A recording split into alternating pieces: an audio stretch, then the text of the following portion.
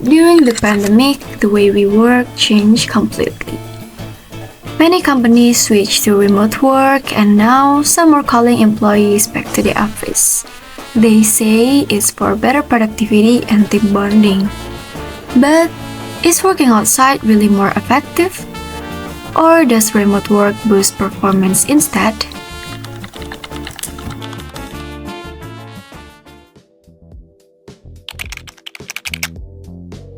How do you maintain your productivity while working remotely?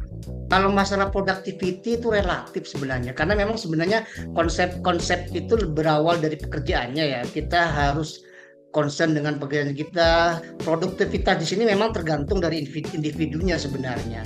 Tapi memang kalau pekerjaan-pekerjaan yang sifatnya butuh tatap muka dan butuh peralatan tertentu yang memang harus sebagai alat tools yang memang tidak bisa dibawa kemana-mana, misalnya seperti halnya pabrik, itu memang butuh onsite di pekerjaannya. Tapi kalau kami memang lebih membutuhkan suasana sebenarnya, lebih.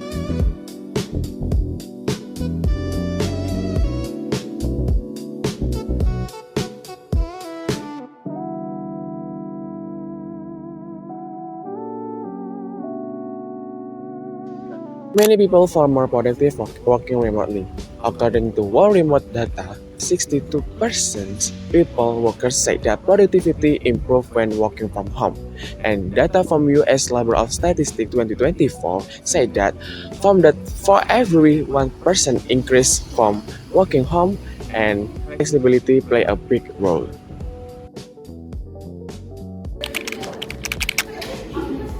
Has returning to the office improve your social connection and professional relationship? Yes, if we compare with the working from home, yes, it is will Why? improve our professional or our relation. Yeah, because we can face to face, we can have more feel one each other with our friend, with our customer, with our peer, and yeah, we can feel more closest. Kalau mengenai teamwork, memang kita punya schedule tertentu ya. Pertama mengenai kalibrasi itu ya. Kalau kalibrasi di sistem memang kita sudah sediakan tools, itu penting banget ya. Jadi nggak mungkin kita kerja remote tanpa ada tool yang khusus ya untuk menangani bagaimana pekerjaan kita on the track dan on the progress ya. One thing often lost in remote work is connection. In offices, ideas often spark spontaneously, in the pantry or during quick chats. But technology helps bridge the gap. Tools like Slack, Miro, or Notion keep teams connected without sharing the same room. Not everyone thrives remotely. Without direct supervision, focus can slip. The Castellum Trend Report 2024 showed that perception of remote productivity dropped from 60% to 58%, meaning motivation can fade if the environment is not right. Tantangan terbesarnya lebih ke arah ini ya.